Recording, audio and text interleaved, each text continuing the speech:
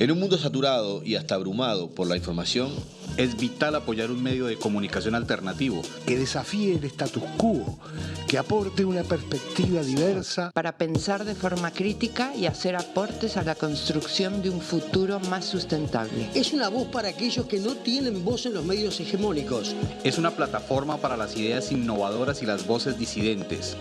Apoyar a Caras y Caretas es fomentar la libertad de expresión y la diversidad informativa.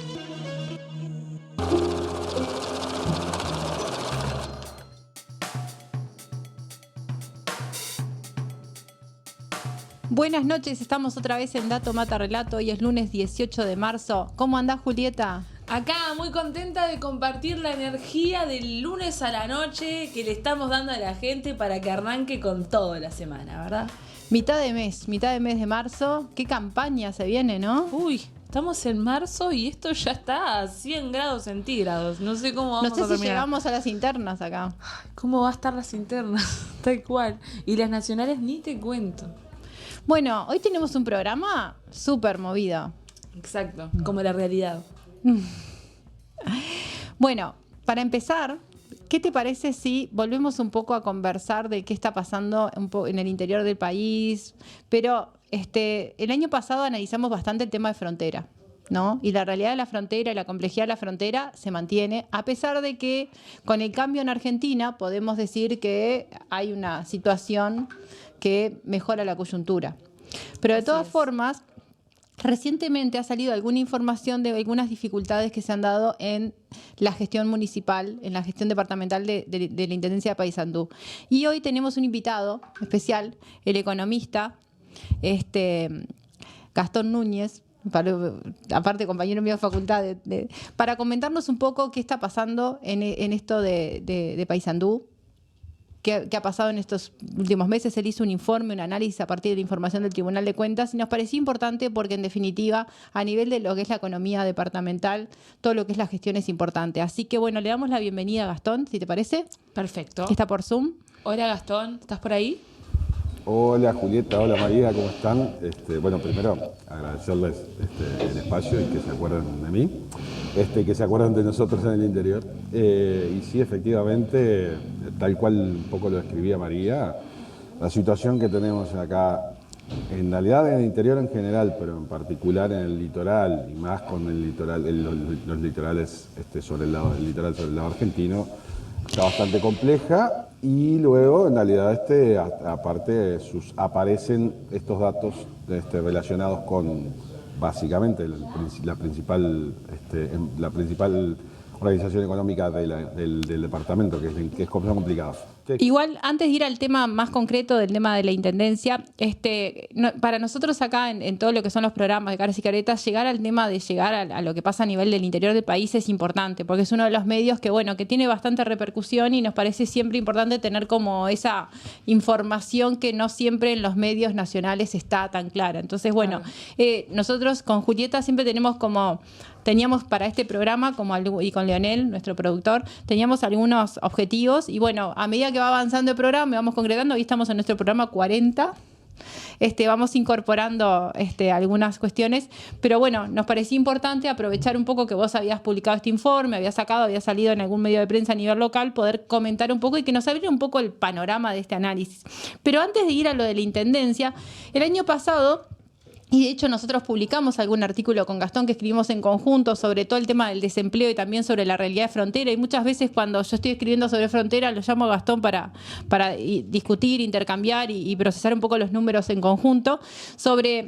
En el año 23 analizamos, y fue un tema central el tema de la crisis de frontera, a pesar de los cambios ahora que está pasando en Argentina y que se ha amortiguado, ¿qué podrías destacar hoy un poco de lo que está pasando en la frontera y en particular en el litoral? Problemática que no solo es del litoral, sino que también se extiende un poco, ¿no? Pero ¿cómo está? ¿Qué análisis podrías hacer ahora, estando in situ aparte? Sí, la situación lamentablemente sigue cambiada en términos de la dinámica del mercado de trabajo. De hecho, no sé si tú los viste, María, pero ayer en particular salieron los datos nuevos del desempleo por departamentos de enero. De nuevo, en realidad, los 3 departamentos del litoral están en el podio, o sea, primero, segundo, tercero, Río Negro, Salto y Paysandú. Es una situación que ya es totalmente estructural. Ninguno de ellos hace más de 15 meses está por debajo del 10%, la mayoría de las veces están por arriba del 11% y en muchos casos en el 12 y 13%. Todo esto con una informalidad creciente, con un subempleo también creciente, que eso también lo hemos ido analizando particularmente para el año 2022 y en 2023 ha pasado eso. Ergo, esta situación se mantiene. Uno podría decir, en realidad, obviamente las condiciones cambiaron. Sí, las condiciones cambiaron. Esto tiene repercusiones de todo tipo. A ver, lo que pasó en Argentina nadie lo puede desconocer. El tamaño del ajuste de la economía argentina solo es comparable con la convertibilidad del 91, con la crisis del 2001 en Argentina, pero a su vez, en realidad, más acelerado y más profundizado, pero lo peor de todo es que sin la presencia de la gran crisis del 2001 ni de la convertibilidad del 91, donde no hubo hiperinflación ni la iba a haber. Pero eso repercutió enormemente de ese lado y también acá. Y uno podría decir, bueno, pero en realidad los precios subieron del otro lado. Bueno, sí, pero la diferencia sigue siendo, era tan extremadamente marcada que todavía sigue conviniendo, con lo cual la gente sigue yendo a comprar. La gente que ya no va tanto a comprar, igualmente de este lado, como las cosas siguen estando extremadamente caras, carísimas, Uruguay es un país caro, igualmente consume lo mínimo necesario, ¿sí? Los artículos indispensables y que no tienen sustitución parcial. En realidad, básicamente, la idea con eso es que el consumo sigue retraído, pero también a eso hay que agregarle un dato absolutamente nada menor, que es el hecho de que en realidad ya tenemos, y va a empezar a haber más, afectación del mercado laboral por el lado del trasiego de gente que va a empezar que ya está viniendo para este lado a trabajar. Quiero ponerlo en claro. En realidad el sueldo mínimo en Argentina en realidad son $150 en este momento.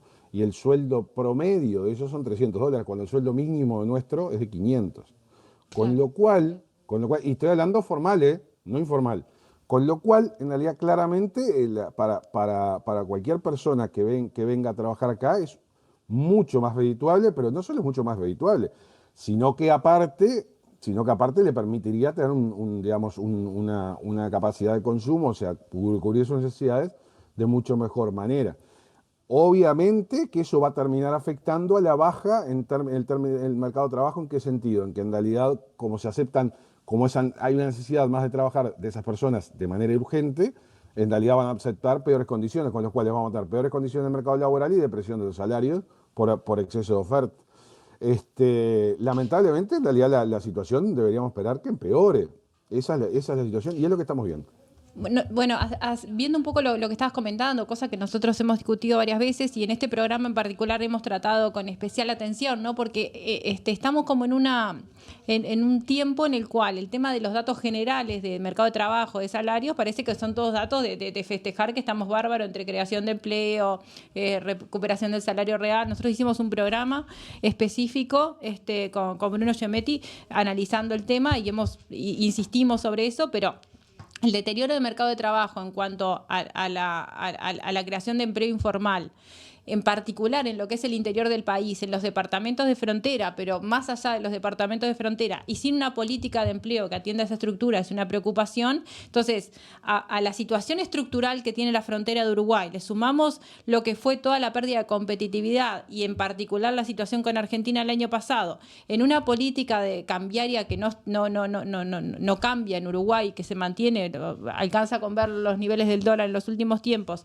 y la nueva realidad argentina que tiene otras afectaciones, es como que en realidad siempre estamos atajando los problemas que deterioran una situación social muy dura, ¿no? Creo que es un tema que nosotros tenemos que seguir trabajando y analizando un poco más detallado, Julieta, el tema de qué pasa a nivel del territorio en Uruguay, que es un enfoque que a veces en el análisis económico tradicional y que hacemos desde la capital lo venimos perdiendo.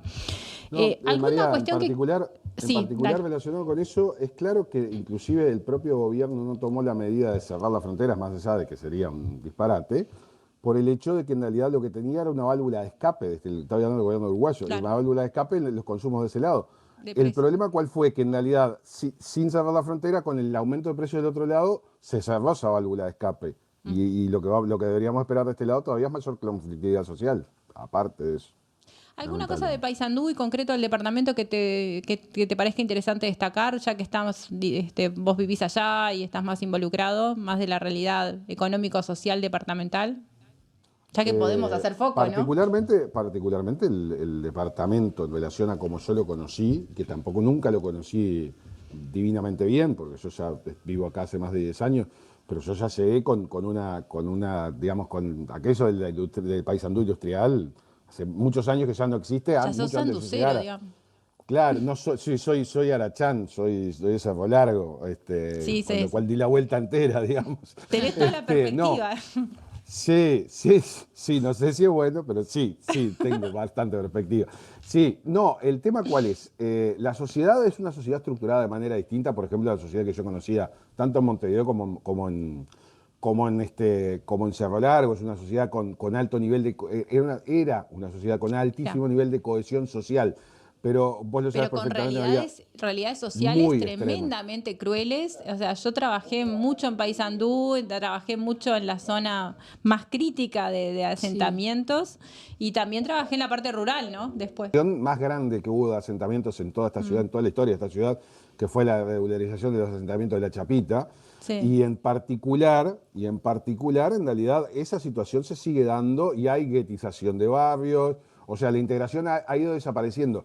Sigue quedando un remanente de aquel Paysandú industrial y también de aquel Paysandú industrial y obrero asociado, cultura obrera asociado a eso, que hace que las instituciones sociales tengan alta credibilidad. Y por instituciones sociales no solo me refiero, por ejemplo, a ver, los sindicatos sin duda, las organizaciones de jubilados o de afectados por algún tipo de cosa, por ejemplo, Alzheimer, o lo que fue. O sea, eso tiene una rica tradición y una dinámica interesantísima. Sino inclusive estamos hablando también los equipos, los clubes de barrio, los clubes deportivos. Es una sociedad que tiene cohesión en ese sentido, que todavía le queda algo de esa cohesión.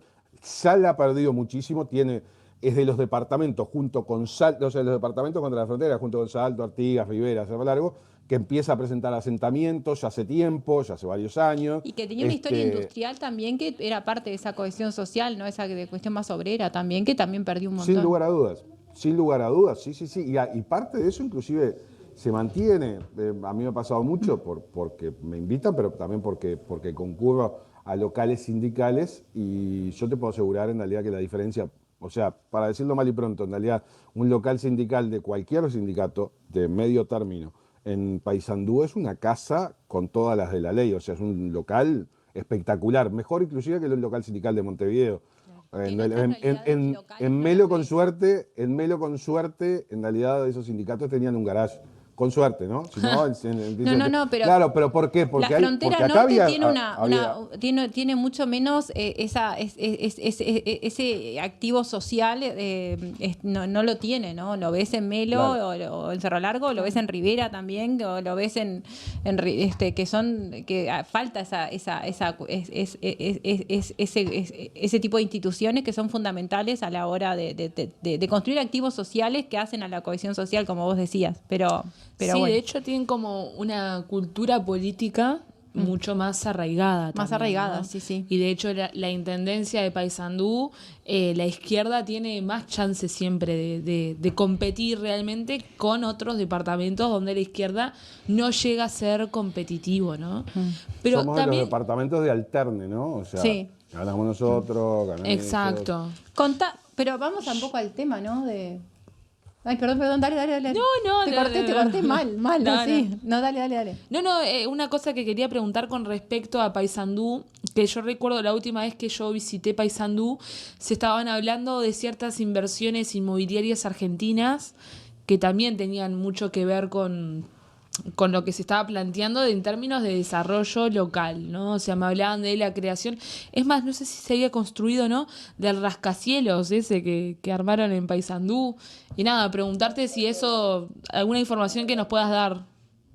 Sí, la Torre de la Defensa está hecha.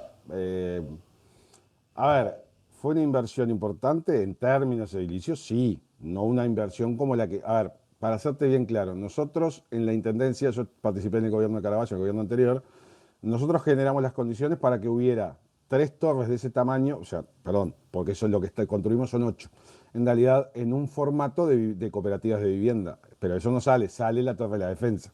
A ver, te cuento cómo fue. ¿Se acuerdan? Una de las enormes industrias que tenía Paysandú era Pailana, que luego la fundió Solo Ducho y luego fue Cotrapay, Cooperativa de Trabajadores de Paysandú, y a través de INACOP, y no funcionó porque claramente tenemos un problema de presión del mercado de lana y otros tipos de cosas con menores costos en otros lados, y luego eso cerró. Y se lo quedó INACOP y en realidad recuerdan que eran parte del fondo y algunas otras cosas. ¿Qué pasó con eso? Ese predio quedó básicamente a cuidado de INACOP porque no tenía destino. Y buscamos inversores para traerlos y no hubo manera. Entonces, ¿qué hizo la Intendencia? Generó las condiciones a través de, digo porque esto parece que, vieron por ejemplo con lo del barrio Kennedy y Maldonado, parece que han descubierto que se puede coordinar instituciones. Nosotros generamos las condiciones con la OPP, la OPP, Presidencia, Mides, INACOP, UTEC, UDELAR, ANEP, Ministerio de Salud Pública, Ministerio de Vivienda, ANV, todas esas instituciones juntas. ¿Y qué hizo la Intendencia? Compró el predio. Lo compró, un predio de 4 manzanas en el medio de la ciudad con base industrial, es decir, con cimiento para hacer lo que quieras. Lo compró por $1,5 millones, 4 manzanas enteras, en el centro de la ciudad. De los cuales pagó la mitad, pagó 1/3 y el otro tercio lo pagó después que las propias cooperativas se empezaron a hacer y con el dinero de la ANV. En todo este negocio ganó plata el INACOP, se sacó de arriba el tema de las pérdidas y hoy va a haber 8 cooperativas en altura, ahí en ese predio. Aparte, una de ellas es, aparte de esas 8 cooperativas, se están haciendo todavía, todo se generó en el gobierno nuestro, se está haciendo un edificio de EPS, se reformó una escuela que había ahí, hay una policlínica que estaba ahí y que estaba enfrente y va para ahí, y en realidad la cerró Cipriani en este gobierno, en ACE, no le dio los recursos, y luego en realidad también ahí se instaló también la UTEC y la UTU. O sea, y la cantidad de viviendas que se hicieron ahí, todas por cooperativa de vivienda, equivalen a 3 torres de la defensa. Con lo cual, en realidad, cuando a veces se coordinan bien las cosas, lo que se genera es bastante más que lo que se generan por algunos privados, que esto básicamente es una torre grande, la torre de la defensa, la que decía Julieta, es una torre grande en el medio de la ciudad, sin demasiada más gracia que en realidad apuntar a un público de alto poder adquisitivo. Que está perfecto como negocio.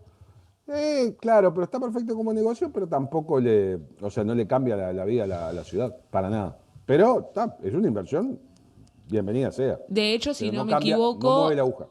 Si no me equivoco, yo hacía énfasis en lo de la familia argentina y esto lo pongo no como una certeza absoluta, sino la información que me dieron quienes estaban ahí, era que estaba vinculado a la familia Macri incluso. Sí, en realidad, ¿cuál es el punto? Sí hay un Macri, no es el Macri de Argentina, porque es el famoso Macri ¿viste las zapaterías Macri? Sí. Más allá que ahora están separadas las empresas, pero básicamente el fundador de esas zapaterías, que fue el padre del señor, es el señor que aparece, ¿viste? En la camiseta de uno de los cuadros grandes del país, nacional, y en realidad es uno de los inversores, porque el señor tiene muchas inversiones acá en Paysandú. ¿Ah? Sí, y tienen relaciones de parentesco con los otros del frente, pero no son los mismos, ¿no? Hay varios Macris de muchas cepas. Sí, y bueno, y digamos, a ver, vamos a entendernos. Este señor es un empresario serio. Se puede discrepar o no, pero este señor es un empresario serio. Lo que tenemos enfrente no es un empresario serio, es mafia del tipo de la Drangheta. No lo digo yo, lo dicen estudios de especialistas. Contanos un poco el tema de la Intendencia y esta situación presupuestal y esto que es Bien. una crisis. La Intendencia le informa, la Intendencia tiene que informar sus cuentas a través de rendiciones de cuentas anuales, ¿sí? En la cual dice, mi presupuesto para gastar esto era tal y ahora yo gasté tal. ¿No? O sea, básicamente, todo el análisis es en base a datos oficiales, porque por lo que yo estuve leyendo de tu informe y todo, todas las fuentes son del Tribunal de Cuentas y todo en datos y todo datos Las fuentes centrales, públicos. como decía María, son Tribunal de Cuentas y la Intendencia propia. O sea, acá no hay. De hecho, todo lo que yo expreso en el informe es solo traducción de lo que está escrito en los propios informes oficiales. No hay, en absoluto, en realidad, creación en ningún sentido. A ver, en el año 2021, la Intendencia le dice al Tribunal, en su rendición de cuentas, este año por resultado de ejercicio, para que todos me entiendan, ingreso menos egreso, ¿sí? Ganancia menos pérdida, perdí 12 millones de pesos. Puede ser mucho, puede ser poco. Para que tengan alguna dimensión de la Intendencia, estamos hablando de una Intendencia promedio 2.800, la última 3.000 millones de pesos. O sea, perder 12 no parecería nada del otro mundo. El tribunal le contesta, no señor, usted no perdió 12, perdió 259 millones. Lo cual dice, es bastante más. Sí, 20 veces más. Bien, y los perdió porque usted está haciendo mal determinadas cosas. Particularmente 3 cosas. Contabilizando mal dos diferencias de cambio. La del convenio de UTE, que es un convenio por pago de deudas históricas de UTE, de las intendencias con UTE. La de la diferencia de cambio del fideicomiso que tienen vigente, que nosotros se lo dejamos votado. Y en realidad están contabilizando la plata que ingresa para obras por ese fideicomiso como una ganancia cuando en realidad es un pasivo. Eso es lo que dice el tribunal, usted está haciendo mal. Y no lo debería hacer. Por eso, en vez de perder 12, perdió 259. Bien, 2022, la Intendencia le dice al tribunal, perdimos 184 millones de pesos. Ya bastante más, ¿no?, de lo que decían antes. Sí, perfecto. Tomó nota de las observaciones respecto a los registros, digamos. Parecería. Ahí viene el Parece, que por no eso te digo tomó parecería, nota. porque... No tomó nota, ahí está el punto. Bien. Yo sé cómo termina, por eso estoy preguntando. Sí, por eso. Pero eso es lo increíble. La Intendencia le dice, perdí 184 este año. Y el tribunal le dice, no, perdiste 547. O sea, de nuevo, ¿Anotaste, 3 veces Julieta? más. Ya me perdí, yo me quedé en los Sí. 280, ahora... En los 249 te quedaste vos, y ahora Pará, estamos en 500. Después te lo sumo bien. Sí, 184, pero no, perdiste 547. O sea, 363. Vos sabés que yo millones más. leí y tenía ganas de mandarle un mensaje a Gastón y digo, che, vos no te habrás equivocado, dice, te habré de un 0 acá en esto. No. De hecho, después si querés, les comento que en realidad me puede faltar algún 0. Porque el propio tribunal lo dice. No. Pero sobrar no sobra nada. No sobra nada. ¿Qué pasó ahí? Sí. Claro, Qué ¿qué loco. pasó ahí? Pero lo mejor es por qué conceptos le dice el tribunal, ahora perdiste 547, o sea, perdiste 363 más de lo que me está diciendo. Anotá, Por los Julieta, mismos conceptos, anotá esto. por los mismos conceptos que en 2021 le dijo estás haciendo mal. O sea, traducción. Yo fui al tribunal y el tribunal me dijo, esto lo está haciendo mal. Estas 3 cosas te están haciendo mal. No lo hagas el año que viene. ¿Qué hice yo? Lo mismo. Por lo tanto, le están metiendo a sabiendas al Tribunal de Cuentas. Porque el tribunal ya les dijo el otro año que no hicieran eso. No hay forma ahora que sea un error. Si querés la primera vez, sí, No. pero ahora es un maquillaje contable al mejor estilo. Yo estoy seguro que la primera vez no fue un error. Pero en realidad, pero le podemos dar el beneficio de la duda. La segunda vez no hay duda que no. Claro. ¿Por qué? Porque el tribunal le dijo, no hagan esto, ¿y qué hicieron? Eso. Ahora, si uno ve un poco los datos que vos ponés, hay una mejora sustancial a nivel de ingresos, ¿no? Sí, ahí está el punto. ¿A qué Ahí está el responde punto. esa Primero, mejora sustancial a nivel de ingresos? Y después, ¿por qué aumentan tanto los gastos? Y bueno, ese desfasaje, ¿por qué se da? dos o 3 datos relacionados. Lo que le dijo al final el tribunal que estaba pasando es que en realidad terminaron perdiendo 6 millones de dólares en 2021 y 14 millones de dólares en 2022. ¿Sí? ¿Qué pasa? En total esos 20 millones. De hecho es más, ahora lo vamos a mostrar. Pero, a su vez, ¿en qué condiciones está la Intendencia? Bueno, la Intendencia está en las mejores condiciones de recaudación de toda su historia.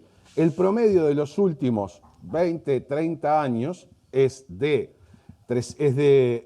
el promedio de los últimos 20 o 30 años es de entre 50 y 60 millones de dólares. Y en realidad lo que tenemos como ingreso en 2022 es 75 millones de dólares. ¿Qué es lo que estamos queriendo decir? Que tuvieron la mayor pérdida de la historia en el año que tuvieron la mayor ganancia de la historia. Con lo cual es un disparate, ¿no? Claro. ¿Y cómo sigue esto, más allá del análisis este? Mal. Porque, a ver, tú tenés experiencia en lo que es la gestión municipal, has trabajado acompañado en el Congreso de Intendentes, o sea que un panorama más acabado que nosotras tenés. Sí, a ver, vamos por partes. ¿Es un tema que sale, va a seguir, va a impactar no, en la campaña, va a estar, profundizar. o sea, más allá que las municipales parecen muy lejanas hoy? Claro, están muy cerca. Vamos a ser claros con eso. El tema es el siguiente. Esto ya sabemos que se va a grabar. ¿Por qué? Porque esto lo estamos analizando en marzo de 2024 con los datos al 31 de diciembre de 2022. Y nosotros dijimos durante todo 2023, miren que la Intendencia está gastando muy mal, está gastando de más, está haciendo cualquier cosa, y no nos dieron corte. Inclusive hicimos un llamado basal al Intendente por esto, y nos dijo que estábamos haciendo terrorismo verbal. Al final se terminó confirmando que nosotros teníamos razón, no hacíamos terrorismo verbal y que el Intendente nos mentía.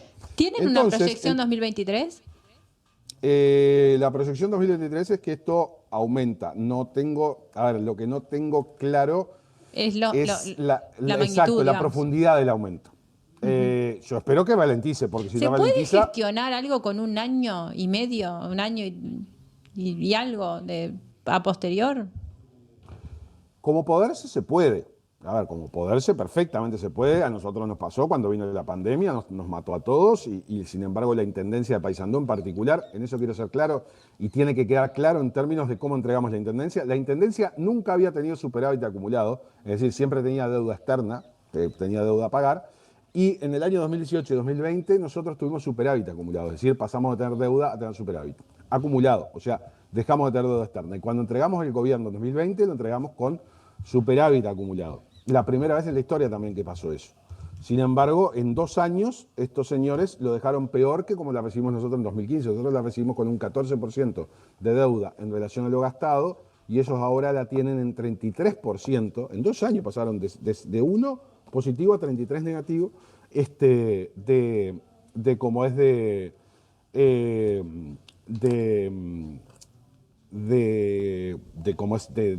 déficit. Con lo cual, lo peor de todo esto es que en cierto sentido se parece al fenómeno Milei porque en términos históricos es rapidísimo, todo ya. Pero todo ya de tal manera que implica que la Intendencia va camino a fundirse, si así va camino a tener problemas. Ya está teniendo algunos problemas de pago con proveedores y luego va a seguir teniendo problemas. Pero a su vez, en relación a lo que vos me preguntabas, María, como yo te decía previamente, tenemos una Intendencia que en realidad el gran aviso lo está recibiendo, o sea, ya lo sabían, pero le estamos haciendo el aviso público en 2024. Pero 2023 ya pasó, ya lo hicieron así de esta misma manera, pero o peor. Una pregunta, Gastón, o sea, con este panorama que, como tú decís, es información pública, analizable, o sea, accesible, me sorprende que no haya una advertencia a nivel del Poder Ejecutivo o de política nacional, porque el desfinanciamiento o el endeudamiento así atroz que tiene la Intendencia de Paysandú, imagino que es un problema a nivel país, ¿no? ¿Cuál es el punto? Nosotros les dejamos la Intendencia de la mejor situación económica posible que hubo en la historia. O sea, agarraron una Intendencia muy buena, con lo cual para chocar algo muy bueno, tenés que hacer muchas cosas mal. Pero ya lo están haciendo, eso por un lado. Pero por el otro, en realidad, eso que vos decís, Julieta, está perfecto en términos de si tu incentivo es gobernar bien y gobernar con una administración seria. Pero claro, si tu objetivo lo único que persigue es perpetuarte en el poder y no te importa hacer cualquier cosa y gastar cualquier cosa y dejar agujeros de todo tipo en el casco del barco con tal de poder pasar este rato, en realidad ahí está la diferencia, el incentivo es ese. Y eso, aparte, me permite contestarle también a María en ese sentido. ¿Qué deberíamos esperar en este 2024? Que esto siga o empeore.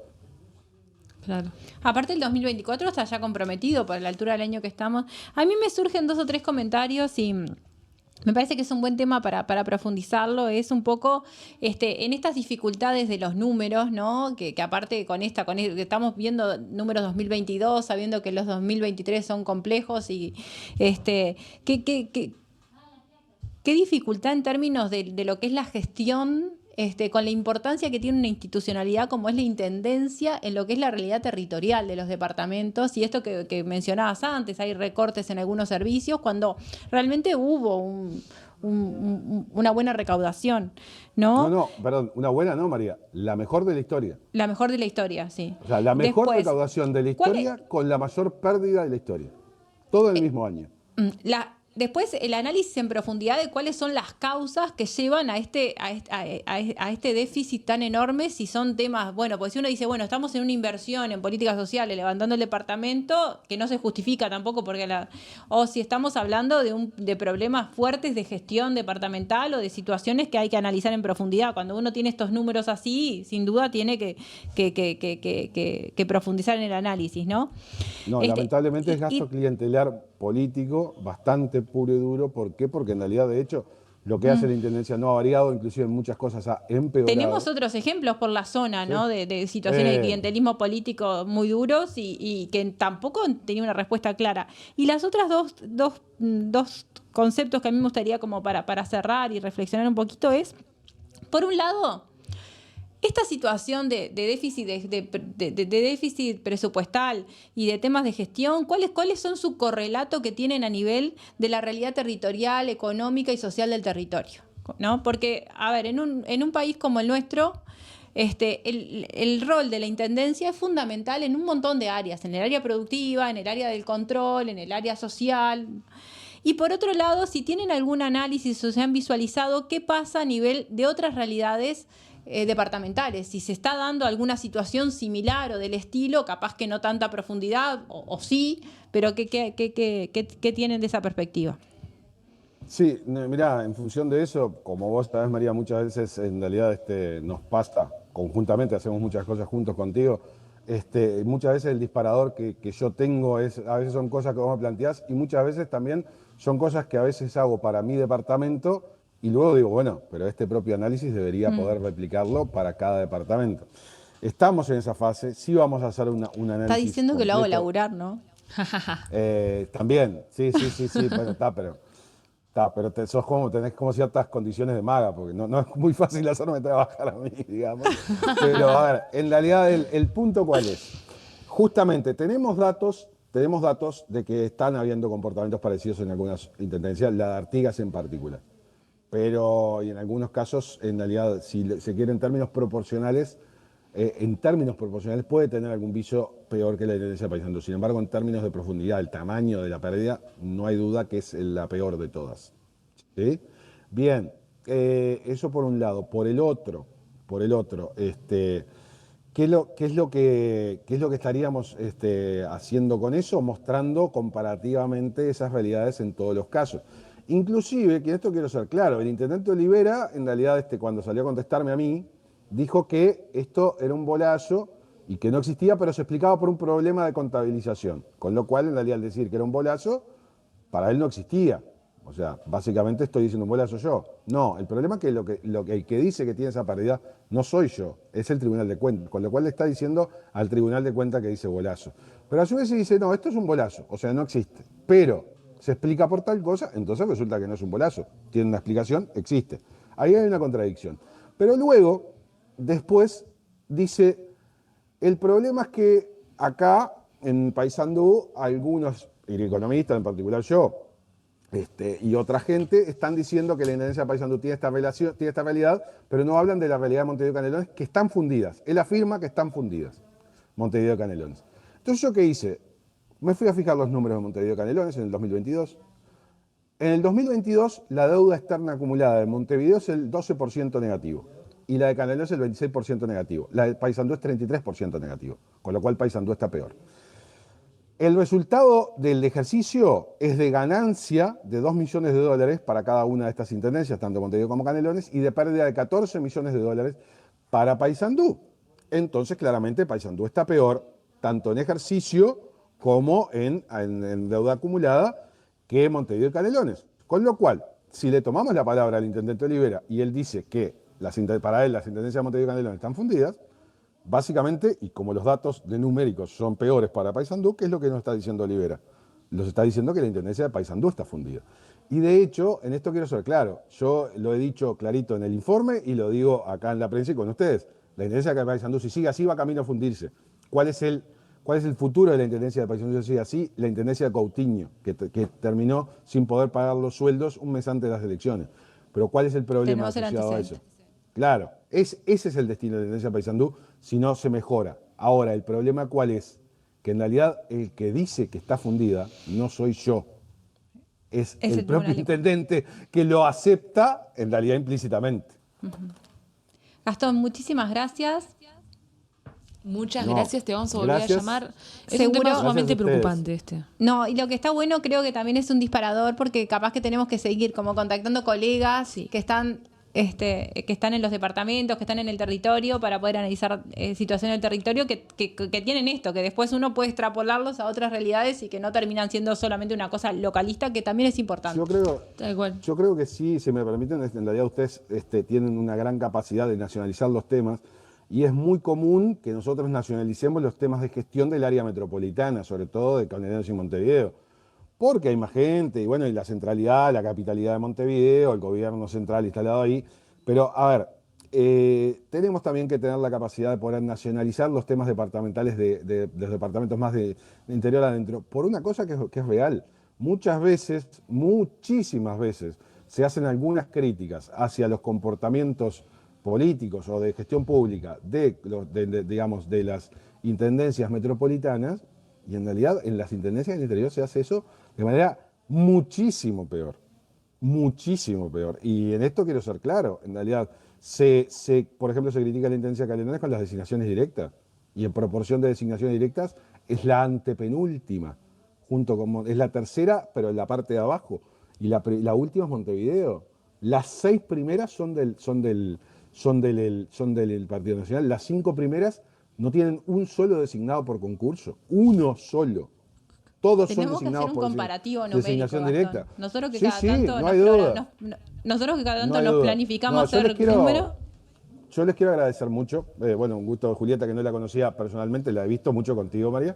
Les quiero agradecer y que estoy a la orden y cuando ustedes consideren que podamos profundizar, también les digo, en breve va a haber más datos para este boletín, mucho más noticias para este boletín. Bueno, gracias Gastón. Muchas gracias. Julieta quedó. Gracias, hasta luego, chao. Bueno.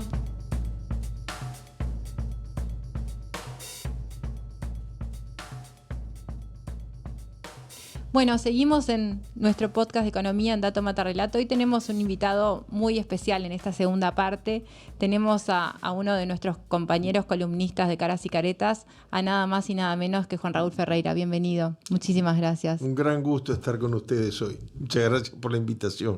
Bueno, para mí un honor, pero sobre todo porque, hemos conversado muchas veces, pero no nunca así en los programas. Y nos parecía que era cara a cara y cara a cámara. Cara a cámara. Pero nos parecía que era un momento bien importante para que tú vinieras con nosotros a charlar desde tu rol de analista, pero también desde toda tu trayectoria. Hoy en un día muy especial, porque si bien este programa está saliendo el lunes, hoy es 15 de marzo, nada más y nada menos, y estamos en el aniversario de la muerte de tu padre. Sí, un día muy especial. Todos los años es muy removedor. Yo siempre pienso que con el paso del tiempo...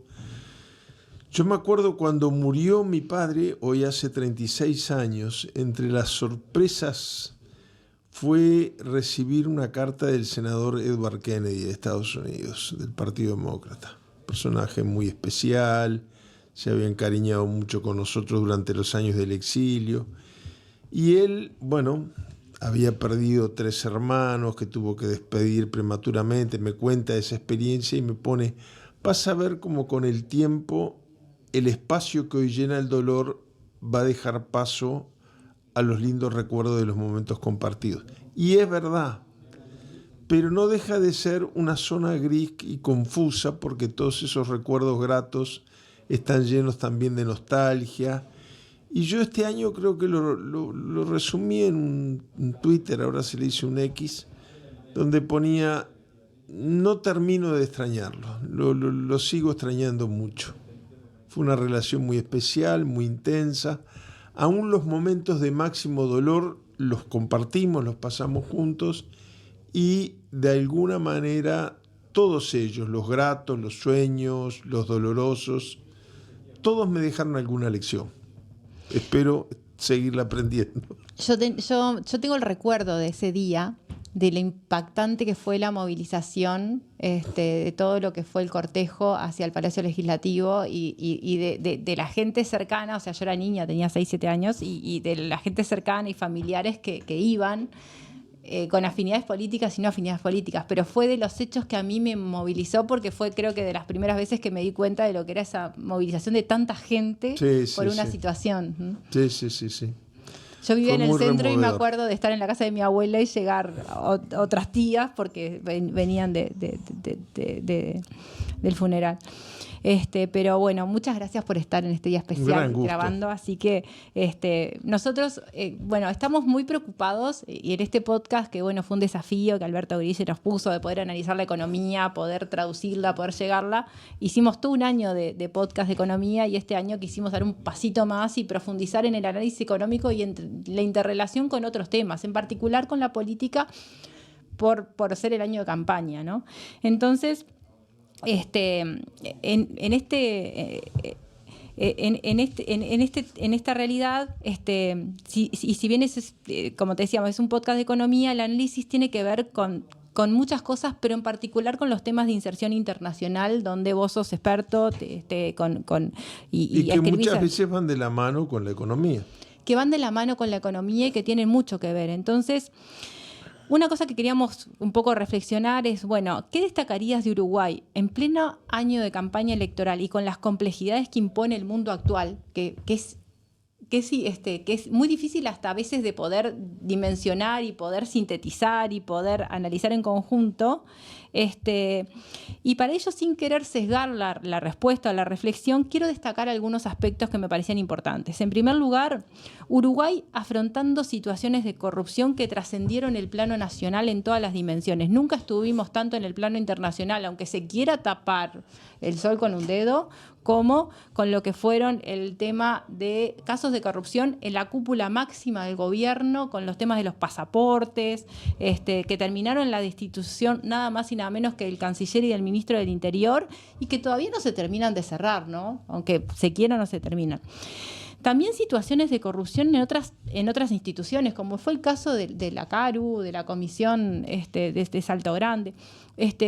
Después, Uruguay con un modelo liberal que carece de una estrategia y que golpea fuertemente instituciones de relevancia y a la matriz de protección social, pero también a la construcción de bienes públicos estratégicos como la educación, las políticas sociales, el agua. Y vinculado a la anterior, una agenda de gobierno y de acción de gobernantes que carece de una mirada estratégica de lo que es el mundo, ¿no? Además de seguir una lógica de lo que es el movimiento de la derecha, pero también fuimos partícipes de lo que fue el anuncio del tratado con China, claro. De dejar de lado otra agenda de acuerdos necesarios que son importantes a veces para determinados sectores o para esa diversificación de la mirada al exterior. Un país chico que tiene una reputación enorme, pero que también tiene dificultades de inserción, y así podría hablar. Sí, bueno, a ver, es muy abarcativo todo esto, pero por lo pronto los temas estos de corrupción son además de otro tipo de corrupción al que uno está acostumbrado, ¿no? Con una participación de las altas esferas del poder que manejan temas muy vidriosos, estratégicos. Y bueno, tuvimos el mismo día la renuncia de ministro y subsecretario del Interior, auxiliares de la Justicia, ministro de Relaciones Exteriores, por haber participado de una reunión para destruir prueba que era fundamental para la justicia y que existía. Hablan de ella. Hay audios donde hablan de ella y dicen que coordinan esta reunión para destruirlos. Y en esta reunión estuvo el presidente de la República. Entonces, esta cosa de sentirse gobernados por el marketing, ¿no? ¿Cómo soluciona el problema el presidente? No da explicaciones, dice, pasé a saludar. En casa el otro día, yo vivo en 18 de julio, una señora había hecho unas camisetas que decían pasé a saludar, se agotaron en 1 hora, ¿no? Una cosa icónica, pasé a saludar, con eso está. Es decir, hay una capacidad de victimizarse al modelo y al estilo de Donald Trump que hace que en vez de dar explicaciones y pedir perdón, y de alguna manera ha funcionado esa estrategia de marketing, hay vastos sectores de la opinión. A ver, yo lo pondría de esta manera.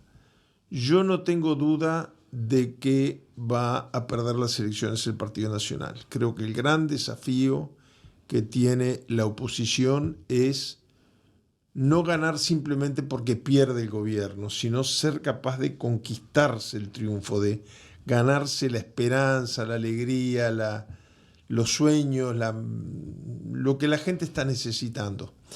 Pero no va a seguir el Partido Nacional en el gobierno. Ahora, de todas maneras, el presidente se va a ir con un índice de popularidad muy por encima del que estaría a tono con las cosas en las que ha estado involucrado. Por esa capacidad de transformar todo en una frase publicitaria, en la cual de victimario pasa a víctima. Y la gente, en vez de decir cómo el presidente va a cometer un error de este nivel, reacciona diciendo, pobre, qué lástima, lo engañaron, le fallaron, le mintieron, lo decepcionaron. Es tremendo. Es un fenómeno que se está dando en el mundo también, ¿no? A mí me llama mucho la atención ustedes me conocen y la canchereada esa, que me parece que no está acorde ni con el rango, pero uno, a ver, eso pasa en el mundo. Sí, Juan Raúl, sí, ¿no? sí. Bueno, Donald Trump está a punto de ser presidente de Estados Unidos nuevamente sobre la base de la victimización.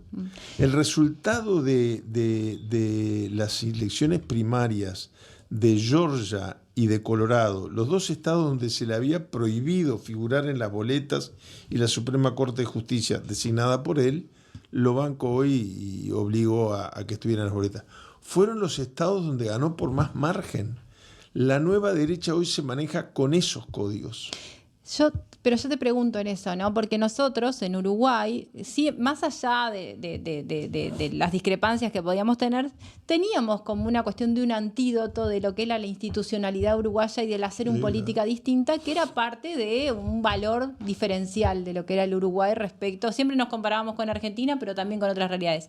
Y en esta avanzada del marketing y la derecha en el mundo, que es tremendo, eso que son claros, no estamos viendo por primera vez que se está repercutiendo, o sea, vemos lo mismo acá en Uruguay, estamos perdiendo calidad en la política y por tanto calidad en la democracia y estamos llegando a esto y este ha sido el gran ejemplo. Totalmente, y es muy curioso que nos vanagloriamos de considerarnos una de las democracias ejemplares del mundo y tenemos tantas asignaturas pendientes, el relacionamiento por encima de las discrepancias. Yo me acuerdo una interpelación de mi padre al ministro del Interior de Pacheco y en el medio, todavía estaba en el Partido Colorado, la doctora Roballo le pide una interrupción. Eran adversarios y estaban interpelando a un ministro de su partido, del partido de la doctora Roballo. Y mi padre, cuando retoma la palabra, dice, tenía, señor presidente, para 1 hora más de exposición. Pero después de escuchar a la doctora Roballo, doy por finalizada mi interpelación. Esos gestos superadores de discrepancias, de hidalguía política y todo, tan desconocidos. Ahora vale todo. Es el juego sucio el que se premia, ¿no? Sí, la manera de enchastrar la campaña electoral que hemos visto en estos últimos días, que es infame con la gente. Yo creo que a ningún candidato le gusta tener que vivir algunas situaciones personales que se han dado a raíz de esta ofensiva, pero es agraviante a la gente y a una institucionalidad de la cual nos sentíamos muy orgullosos. Estamos cumpliendo este año 40 años del restablecimiento democrático. Pero bueno, creo que más esfuerzo para los que creemos que el camino tiene que ser otro para dejar todo en la cancha de aquí a noviembre y después de noviembre. ¿Cómo ves vos la participación en estos últimos años, en el último periodo, de Uruguay en los ámbitos internacionales. Porque tenemos claro que hay una diferencia entre lo que se comunica que pasa y lo que realmente pasa. Sí, en particular, yo qué sé, en la cumbre CELAC, en las Naciones Unidas, en un mundo con una agenda pesada, convulsionada, con muchas dificultades, pero que en realidad también hay un deterioro en la participación de Uruguay en esos ámbitos. Sin lugar a dudas, ¿no? Sin lugar a dudas. Cuando uno piensa que Uruguay fue un país que tenía un rol determinante en las Naciones Unidas mismas. Ahora que estamos viviendo este conflicto tremendo de Israel, que como consecuencia de un ataque que sufrió de una organización concreta, se cobran las cuentas con la población palestina. Uruguay fue determinante en la formación del Estado palestino y del Estado de Israel en la comisión que presidía el embajador Rodríguez Fabregat en el año 1948. Es decir, Uruguay pesaba muy por encima de su capacidad, de su tamaño geográfico, poblacional, productivo, por su aferro a la política de no intervención, solución pacífica de las controversias y autodeterminación de los pueblos. Eso era algo que no importaba qué partido gobernaba, hacía al cerno de la política exterior. Hoy estamos en otro camino. ¿Cuál? Para mí el peor de todos, que es la falta de rumbo.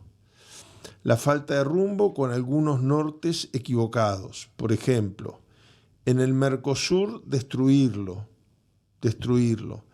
En CELAC, ir simplemente para señalar con el dedo a aquellos gobiernos que le conviene al Poder Ejecutivo señalar con el dedo. Porque el tema de Venezuela, Nicaragua y Cuba es para quedar bien con Estados Unidos y punto.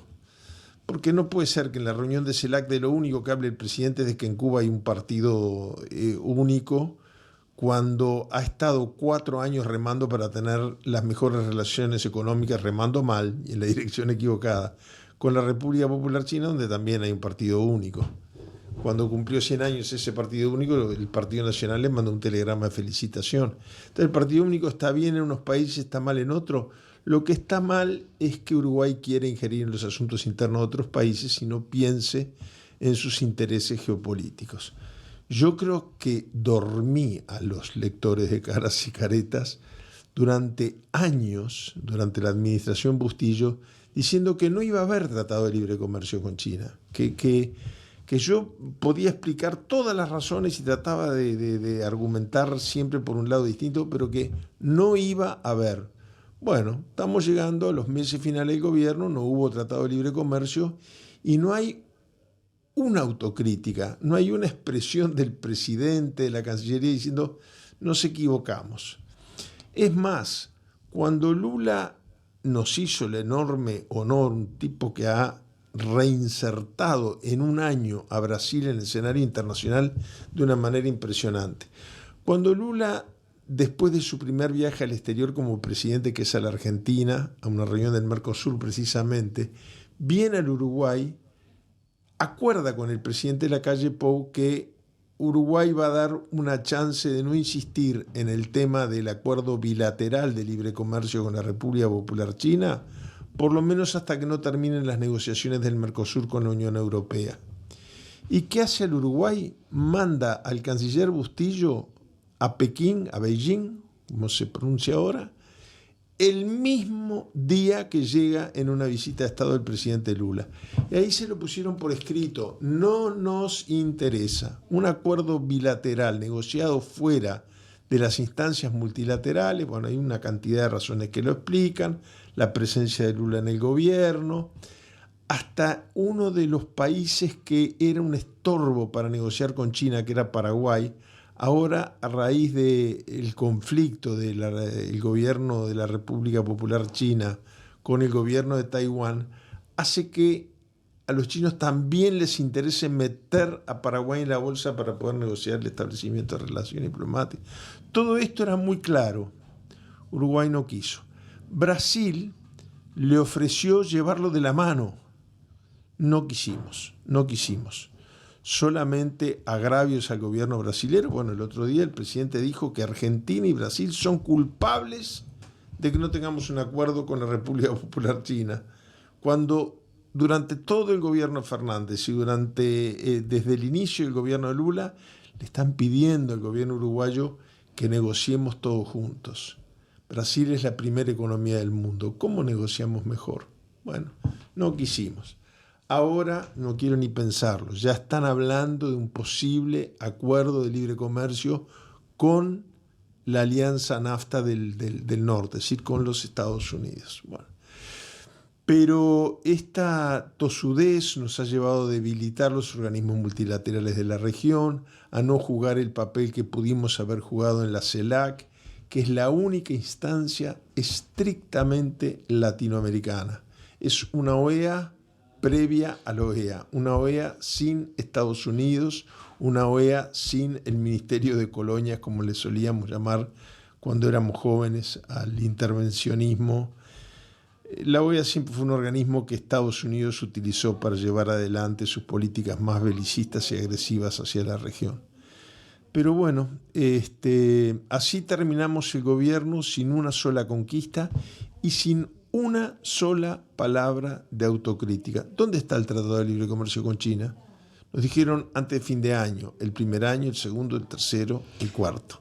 Nosotros analizamos acá en detalle el tema de China y una de las cosas que destacábamos era que aparte, o sea, desde las declaraciones oficiales, se desconoció todo el proceso que se había llevado en el gobierno anterior de Tabaré Vázquez con China, que nunca hubo un acercamiento tan importante en base a lo que fueron siempre los vínculos políticos, pero sobre todo los temas comerciales, y que en realidad si hubo algún ajuste o algún acuerdo, no había nada de innovador, no había nada de cambio, se tomó parte de lo mismo, porque si en vez de 10 becas eran 14, no había ningún cambio sustancial, y que en realidad muchas veces también y lo que fue toda la presencia del Uruguay productivo en China, que no es un tema menor, y que tampoco puede dejar de desconocer otras realidades, ¿no? Porque acá primero que nada, se hizo un proceso como vos decís, sin claridad, sin rumbo, que no iba a llegar a nada, que se veía siempre a puerta cerrada, ¿no? Como se nos está acostumbrando a hacer.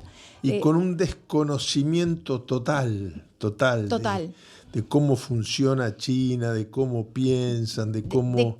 qué estrategia tiene que ser a nivel de cada tipo de producción, de cada etapa, de cómo puede repercutir sobre cuando uno mira a nivel de cadenas productivas o de otros sectores. O sea, realmente fue como se veía venir eso, ¿no? Lo que sí.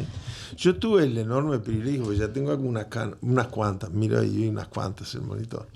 Tuve el privilegio maravilloso de que durante el primer gobierno de transición democrática que presidía el doctor Sanguinetti, se mandó una comisión pluripartidaria a iniciar las conversaciones para el establecimiento de relaciones diplomáticas. Uruguay reconocía a Taiwán y no a la República Popular China. Y yo tuve el enorme honor de presidir esa delegación, que le integraba también el diputado Hierro López, hoy embajador en el Perú, y luego vicepresidente de la República. Todos los demás llegaron más lejos que yo. Y el senador Reinaldo Gargano, que fue canciller durante 5 años. Fue una experiencia maravillosa y me picó el bichito de que había que siempre aprender más de China. Incluso durante la pandemia, muchos años después, tomé un curso que hizo de posgrado el doctor Gabriel Kirichi, profesor de Historia Internacional, de Historia de Diplomacia Internacional, un curso sobre la historia de la diplomacia china, desde la época previo a la conformación de la nación, desde la época que empiezan a unificar el país en torno a la escritura. Realmente apasionante, y Kirichi es un tipo además muy inquieto, muy desafiante. Bueno, yo veía la falta de conocimiento del terreno con que se manejaba y con que se improvisaba, y eso que tú decís es muy importante. Si el Uruguay ya había hecho una larga experiencia en la materia y exitosa, con el famoso tic de que todo lo que hizo el gobierno anterior estaba mal, se desconoció eso, se descuidó eso. Apostamos en la región exclusivamente a Bolsonaro. Bolsonaro está a punto de terminar preso. El presidente llegó a felicitarse de que Lula estuviera preso. Después tuvo que recurrir a que lo acompañen otros expresidentes a la asunción de mando porque le daba un poco de vergüenza ir. Pero sin embargo Lula le tendió una mano amiga al Uruguay. Lula revivió algo que había logrado en su primer gobierno, que era el tratado del BRICS, Brasil, Rusia, China, India y Sudáfrica. Casi nada lo del ojo. La India hoy es el país más poblado del mundo, superó a la República Popular China. Bueno, el BRICS tiene su banco de desarrollo. Uruguay, un país pequeñito, podía tener todo ese apoyo. Ya están en el proceso de integrarse muchos otros países de gran población y nivel productivo a este acuerdo que es solamente una imagen creativa y negociadora por su condición de ex sindicalista como tiene el presidente Luis Ignacio Lula da Silva. Bueno, desperdiciamos todo eso y así no fue. Termina este periodo de gobierno sin un solo logro en materia de política exterior. En materia política exterior tenemos esto y es tremendo porque la inserción internacional es un proceso estructural de largo plazo. Entonces, Uruguay, con la debilidad que tiene de país pequeño, estos retrocesos le cuestan mucho después posicionarse. Claro. Entonces, claro, el deterioro, pero mucho más cuando estamos hablando del deterioro en instituciones que fueron claves y que en definitiva le han dado un valor a nivel internacional, una imagen que son únicas, ¿no? Porque Uruguay, con lo chico que es, tiene una presencia internacional que es muy grande, ¿no? Entonces, cuando uno habla de ese deterioro institucional, está afectando directamente un activo que valió mucho y que fue intachable durante mucho tiempo, ¿no? Exactamente. Uruguay como país pequeño se ha destacado por sus instituciones, por la relevancia del rol del Estado, básicamente porque no hay otra forma de hacerlo. Esto no se hace entre privados. En los últimos tiempos, lo que sí se ha visto también en estos años es un deterioro fuerte de muchas organismos, instituciones y políticas que terminan socavando aspectos relevantes de nuestro reconocimiento en el mundo. Y sin ir con ello, yo la otra vez hicimos un repaso acá que fuimos, por ejemplo, objetivo de desarrollo del milenio por objetivo y dijimos, bueno, más allá de ver los indicadores que a veces no son tan inmediatos, ¿qué estamos haciendo Uruguay para contribuir a esos objetivos 2030 y demás? Y cuando repasábamos todos y veíamos que hemos tenido por primera vez cuestionamientos en cambios normativos que terminan afectando y que van en contra de tendencias internacionales. Y uno que yo tomaba como relevancia y que ha sido parte de tu trayectoria y que yo siempre tuve como mucha sensibilidad por eso, porque me parece de las cosas más importantes, que fue el Instituto de Derechos Humanos, tomando como referencia la experiencia del propio Instituto de Derechos Humanos, por ejemplo, en el nombramiento de los integrantes, en la agenda, en el rol que tiene, que termina siendo contra el Uruguay, termina siendo contra el Instituto, termina siendo contra los derechos humanos, termina siendo en un país que tenemos violaciones enormes a los derechos humanos que son impensables, como son las cárceles, como son la pobreza infantil, como son temas, y después tenemos una cantidad de nueva normativa que va contra lo que son los acuerdos internacionales y se ha llegado a desconocer la palabra de las Naciones Unidas. Sí. Eso hubiera sido impensable en otro momento, ¿no? Sí, la Institución Nacional de Derechos Humanos, de acuerdo a los principios de París, que son las que rigen este tipo de instituciones, tiene un proceso nunca menor a 2 años para ser reconocido por la comunidad internacional, por las Naciones Unidas, y luego para integrar alguno de sus órganos. El Uruguay, el día que cumplió 2 años la Institución Nacional de Derechos Humanos, las Naciones Unidas lo reconoció. Le reconoció además su condición de Defensoría del Pueblo, Ombudsman. Le reconoció además su condición de Mecanismo Nacional de Prevención. Y cada 2 años las Naciones Unidas califica, le pone nota al trabajo de la institución. Y es toda una lucha de avances y logros para llegar en algún momento, lo antes posible, a la máxima nota, que es la categoría A+. La Institución Nacional de Derechos Humanos fue reconocida con la máxima calificación que se da internacionalmente por su trabajo, los 2 años previos a ser ya formalmente parte de la comunidad internacional. Tuvo un papel muy protagónico en el Mecanismo Nacional de Prevención a nivel internacional y en un mecanismo que tiene Naciones Unidas, que es el EPU, el Examen Preventivo Universal, donde los países cada 4 años reciben todo tipo de sugerencias, dicen qué sugerencias están de acuerdo en aceptar y cuáles no, y ahí la institución tiene voz pero no voto, y el que tiene voz y voto es el Poder Ejecutivo representando el Estado uruguayo.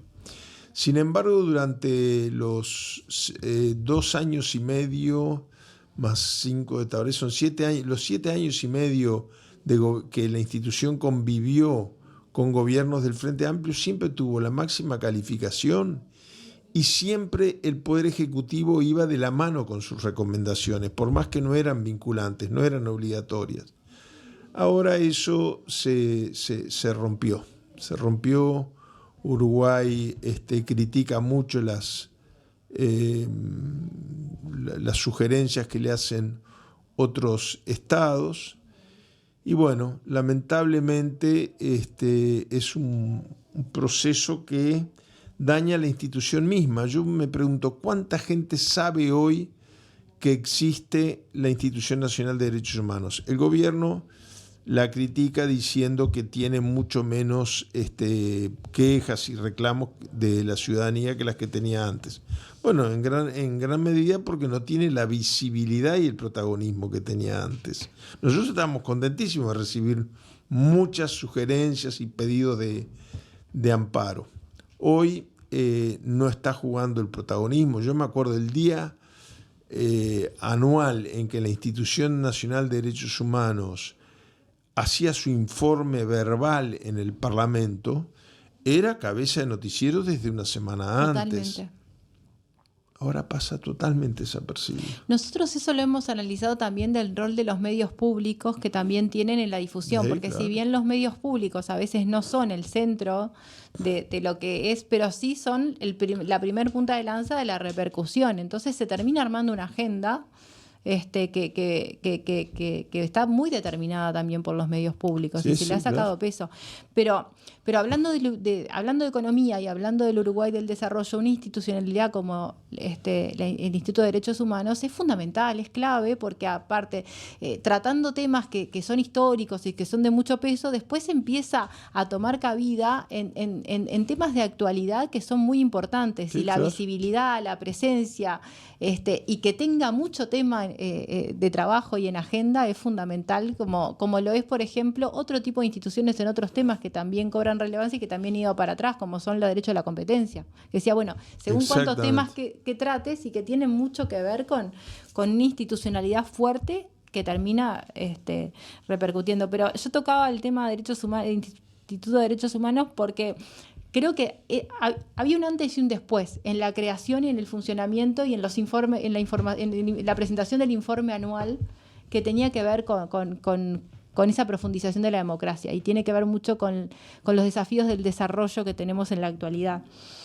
Y volviendo a eso un poco, y yendo un poco a la campaña electoral, ¿cuál es, a tu entender, la relevancia de las propuestas de campaña en materia económica de cara a mejorar la inserción internacional? Porque ahora estamos en un momento justo con una campaña muy distorsionada, pero también con algunos perfiles donde estamos en el anuncio de lo cortito, en el anuncio de la imagen, en la simpatía, ¿no? Estamos en una argentinización en un proceso Milei un poquito menos abrupto, menos violento, si querés, pero estamos viendo, ¿no? Yo veo algunos candidatos, y en particular del oficialismo, donde la imagen de las emociones, la imagen de lo que estoy haciendo atrás de cámaras, que termina siendo marketing puro, ¿no?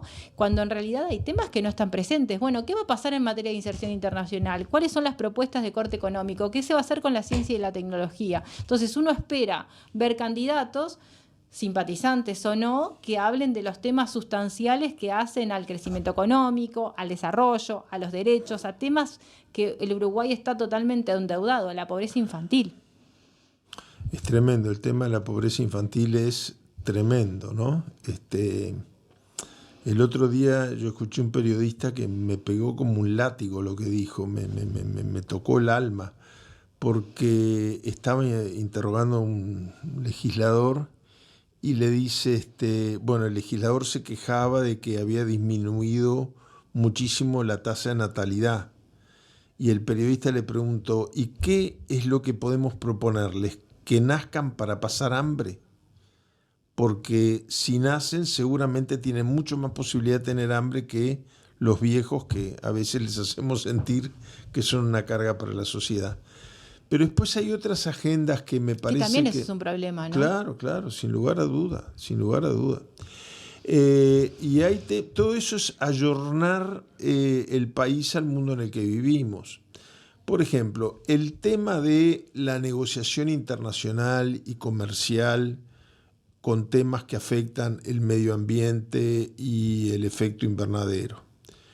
Yo he escuchado precandidatos en estas internas que dicen que eso es un error, que es un romanticismo que le hace daño a la producción nacional. No, el problema es que cuando se va a negociar, esos temas van a estar en la agenda, esos temas van a estar arriba de la mesa. Es decir, esconder la cabeza como el avestruz y decir, no hablemos de los temas que dañan el medio ambiente de nuestra producción agropecuaria porque perjudicamos el sector agropecuario. Bueno, no sé, o lo estamos advirtiendo que el mundo hoy tiene otra agenda de requerimientos, que los negociadores van a toparse con ellos. Yo creo que el gobierno ha confundido la negociación comercial internacional con incluir empresarios en las delegaciones presidenciales.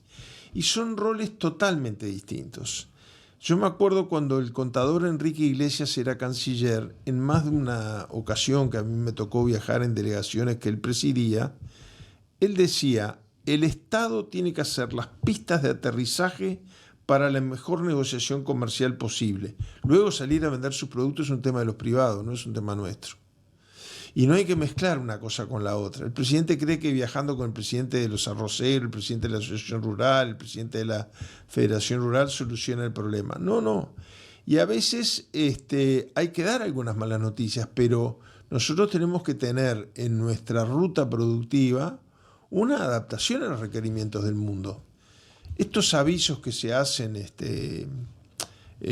promoviendo el consumo de carne y que cada vez si uno compra 5 kilos te regalan medio, está lleno de publicidad para que consumamos más carne. Pero no tenemos el coraje de decirle a la gente que eso es porque estamos teniendo problemas en la colocación de nuestra carne en el mercado internacional. Porque los mercados también valoran los temas ambientales. Claro. Y eso es una construcción de bienes públicos que es fundamental. Claro. Entonces, la agenda de inserción internacional... Cayó y la agenda el consumo puntual, de carne en el mundo y va a seguir cayendo. Y nosotros no lo podemos solucionar. Y como tú mencionabas recién, no es la carne que sobra no a los es la uruguayos. agenda de un empresario ni de una institución, sino que es una agenda país que va mucho más allá de intereses particulares y no podemos ir a la respuesta a los grupos de amigos o los grupos de poder cercanos por objetivos cortoplacistas, ¿no? Porque eso es como matarlo. Y los lobbies, ¿no?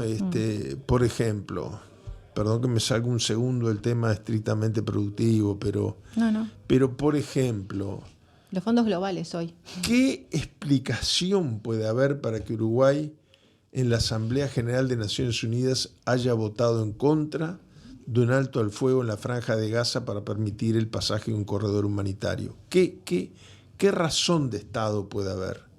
Tanto por interés humanitario como por el propio interés de la imagen país, que es un capital muy importante que tenemos que preservar. No hay explicación.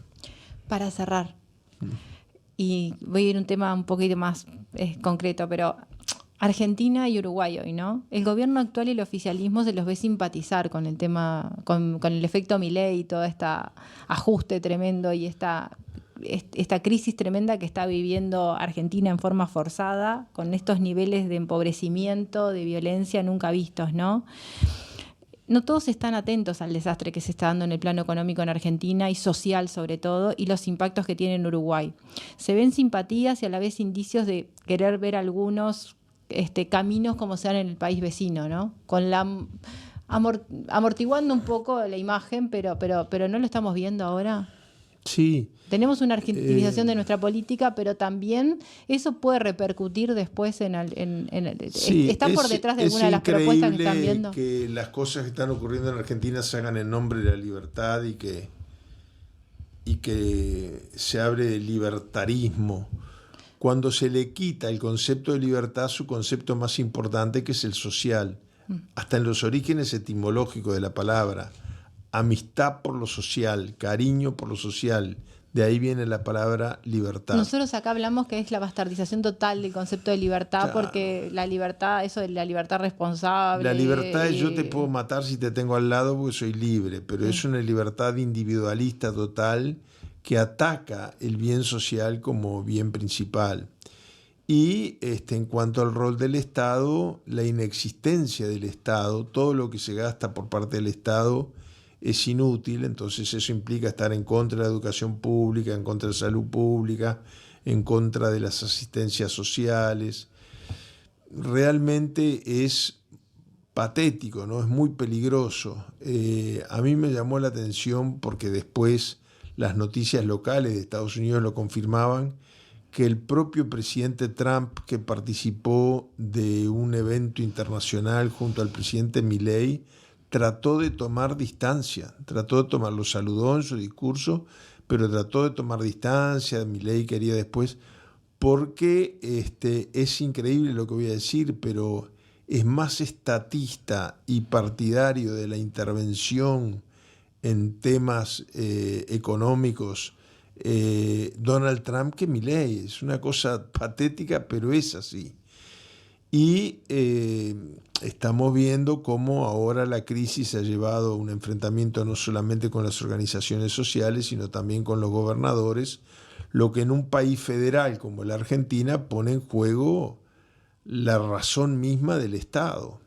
Entonces yo creo que la crisis en Argentina es tremendamente difícil. Yo tengo muchos amigos en Argentina, no solamente de los años que estuve de embajador allí, sino actualmente periodistas, referentes culturales, y la preocupación es muy grande, muy seria. En cambio nosotros hacemos cercanía. ¿Qué interés podemos tener en común con el presidente Milei, que dice que quiere romper relaciones diplomáticas con Brasil y con China? Ninguna. Ojalá estemos muy lejos y sepamos manejar y preservar los órganos multilaterales de la región hoy más que nunca, en vez de hoy menos que nunca, como dice el presidente de la calle Pou. Juan Raúl, muchísimas gracias. Un gustazo, un honor. El gusto es mío, muchísimas gracias y ha sido un honor estar en el programa. Bueno, esto es Dato Mata Relatos, soy María Isabel Sanguinetti. En un mundo saturado y hasta abrumado por la información, es vital apoyar un medio de comunicación alternativo que desafíe el status quo, que aporte una perspectiva diversa para pensar de forma crítica y hacer aportes a la construcción de un futuro más sustentable. Es una voz para aquellos que no tienen voz en los medios hegemónicos. Es una plataforma para las ideas innovadoras y las voces disidentes. Apoyar a Caras y Caretas es fomentar la libertad de expresión y la diversidad informativa.